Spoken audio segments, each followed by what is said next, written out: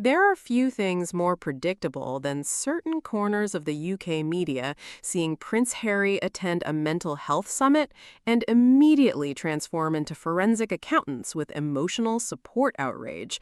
Suddenly, everybody wanted receipts. Who paid for this? How much? Was it a royal-style cash grab? These people hear the word charity and start behaving like raccoons, digging through bins at midnight looking for scandal crumbs. And then Stephen Pennells came along and quietly detonated the entire narrative with one Instagram caption. Because according to him, Harry turned down the speaker's fee entirely. Gone. Finished. Vaporized. Weeks of sneering speculation collapsed because one man simply told the truth. Incredible. The same commentators who were practically foaming at the mouth, insisting Harry flew to Australia for a payday, suddenly developed selective silence. Funny how that works. The correction never gets the same energy as the accusation. The outrage headline gets fireworks. The truth gets a whisper and a weather report. What makes this story powerful is not just the fact that Harry refused payment, it's why he refused it. According to Pennells, Harry said the cause mattered to him, and honestly, that tracks with everything Harry has consistently spoken about for years. Mental health is not some trendy side quest for him. This is deeply personal territory. This is a man who lost his mother in one of the most publicly traumatic events in modern history, a child forced to walk behind his mother's coffin while the entire world watched, a teenager shoved into a culture that practically worshipped emotional repression, a soldier who served in combat zones and later spoke openly about trauma, a husband whose wife said she struggled mentally while the institution around them allegedly failed to protect her. Whether people like Harry or not, pretending his mental health advocacy is fake requires Olympic-level denial.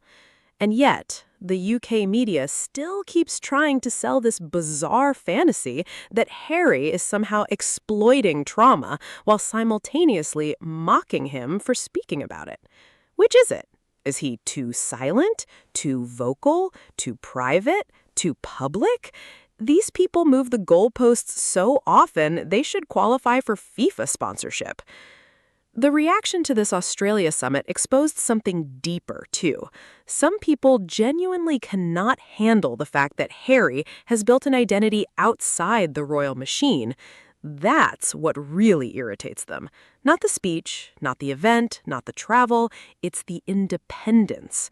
Because Harry, standing on his own, choosing causes he believes in, speaking without palace scripting, and connecting with audiences internationally, completely disrupts the old narrative that he would somehow collapse without the institution. The press spent years trying to convince people that Harry had thrown everything away.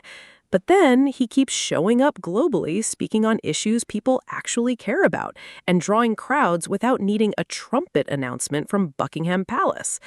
That must sting, especially because the story unfolded in Australia, a country where Harry and Meghan have historically received enormous public warmth. The same Australia tour that many royal commentators still talk about with visible irritation because the public reaction was so intense. You can practically hear the tabloid keyboards trembling whenever Australia comes up. Somewhere, an editor is still recovering from seeing crowds scream louder for Meghan than they did for half the palace establishment combined.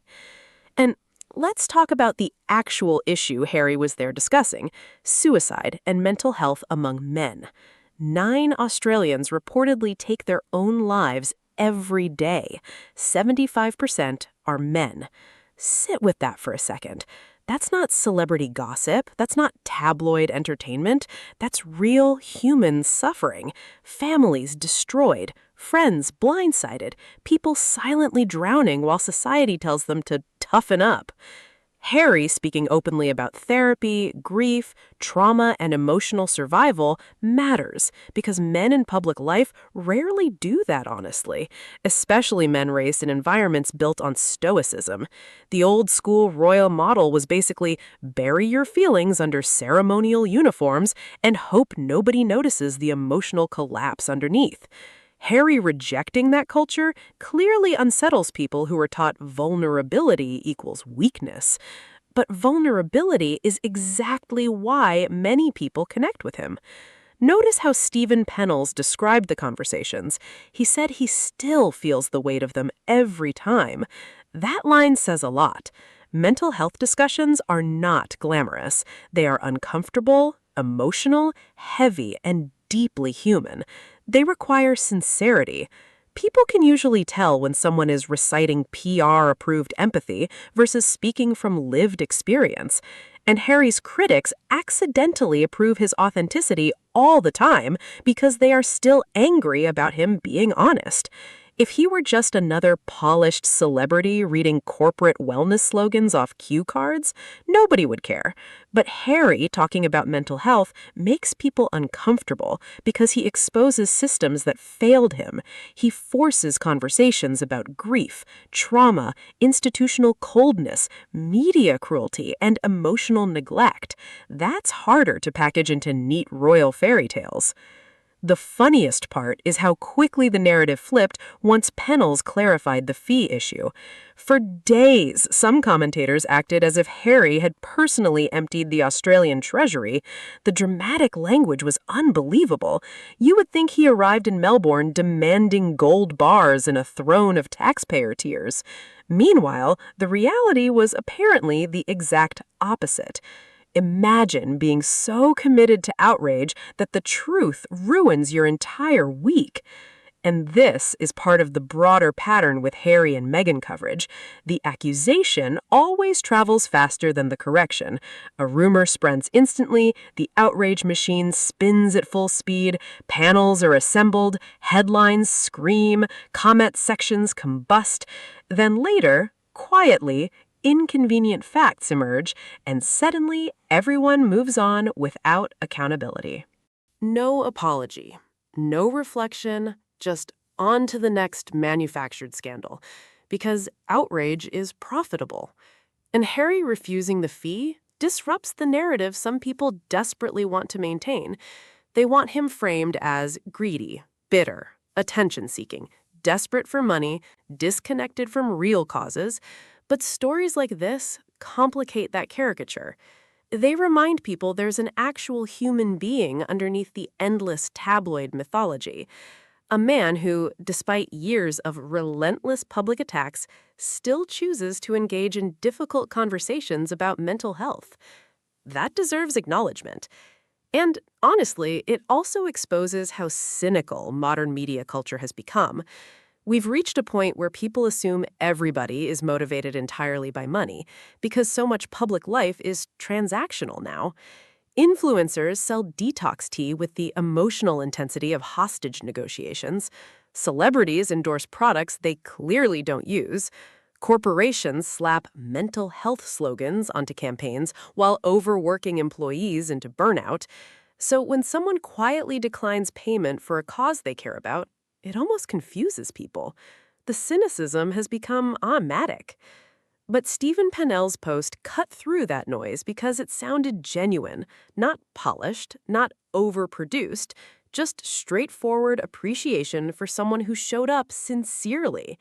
That authenticity lands harder than any palace PR briefing ever could. And honestly, Harry's strongest moments have often been the quieter ones. Not the giant headlines, not the explosive interviews everyone obsesses over for weeks. The quieter moments where people interacting with him directly describe kindness, attentiveness, empathy, or emotional honesty. Those stories keep appearing over and over from veterans, charity workers, athletes, parents, mental health advocates, and ordinary people. You can dislike someone's choices and still acknowledge patterns in how people describe them personally. That's where the media narrative often struggles, because the cartoon villain version of Harry doesn't fully align with the accounts of many people who actually meet him. And this is why certain tabloids stay frustrated. Harry keeps refusing to become the broken exile character they predicted. Instead, he built a life in California, continues advocacy work, raises his children privately, works on projects he chooses himself, and speaks globally without waiting for palace permission slips stamped in gold ink. The independence itself is the rebellion. That's why even ordinary appearances trigger disproportionate media reactions. Harry breathing near an airport becomes a 4-day panel discussion. Harry attending a summit becomes a conspiracy theory. Harry speaking about mental health becomes controversial. At this point, if Harry buys avocado somewhere, a columnist probably faints dramatically onto a chaise lounge while blaming Meghan. And through it all, the public is increasingly noticing the imbalance. People are tired of outrage culture disguised as journalism. They notice when stories are exaggerated. They notice when headlines collapse under scrutiny. They notice when corrections arrive quietly after days of aggressive accusations. Stephen Pennell's probably didn't expect his caption to become such a direct rebuttal to media speculation, but it did. One simple statement exposed how quickly assumptions had spiraled into accepted fact. And that should matter, because if media figures can confidently spread misleading narratives about something as straightforward as a speaking fee, people naturally begin questioning broader coverage too. Credibility erodes piece by piece. The irony here is almost painful. Harry attended an event focused on mental health, emotional openness, and human well-being, and some sections of the press immediately responded with hostility, suspicion, and performative outrage. It almost proves Harry's larger point about toxic environments and public cruelty without him needing to say a word. Meanwhile, the actual message of the event risks getting buried. Men's mental health matters. Suicide prevention matters. Conversations matter. And public figures speaking honestly about trauma can genuinely help people feel less alone.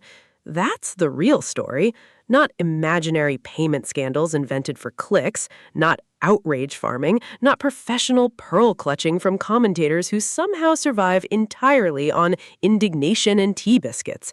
Just a serious issue, a meaningful event, and a public figure choosing to support it without taking a fee. Simple, human, genuine.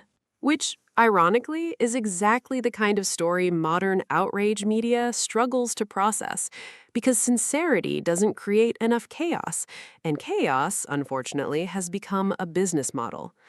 What also stands out is how Harry's critics constantly demand real work from him, but when he actually does meaningful work, they immediately try to discredit it.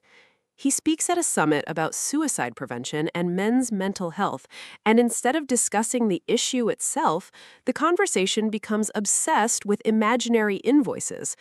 It says a lot about modern media priorities. A thoughtful discussion about emotional survival apparently cannot compete with the national sport of being offended by Prince Harry existing outdoors. And honestly, Stephen Pennell's statement carried weight precisely because it did not sound like palace-style damage control. There was no glossy press release, no dramatic sources close to the Duke, just a man sharing his personal experience after meeting Harry.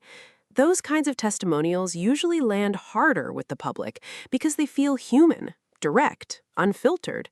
In a world drowning in manufactured narratives, sincerity stands out like a lighthouse in a storm of nonsense. Another thing people are noticing is how consistently Harry gravitates toward conversations most powerful institutions avoid: trauma, grief, therapy, suicide, online toxicity, emotional isolation. These are uncomfortable subjects, especially in cultures that still treat vulnerability like a software malfunction in men. Harry speaking openly about those experiences challenges generations of conditioning, and perhaps that is part of why some commentators react with such hostility. A man raised in one of the stiffest institutions on earth choosing honesty over silence disrupts the old rules. There's also something deeply ironic about tabloids mocking Harry's mental health advocacy while simultaneously profiting from the kind of relentless media culture that contributed to emotional distress in the first place. The same ecosystem that hounded his mother, harassed his wife, and dissected his life for decades now acts confused about why he talks about psychological well-being. It's like setting a building on fire and then complaining that firefighters keep discussing smoke. Human logic, a truly experimental concept. Thank you for watching, and I will see you in the next video. Stay safe, family.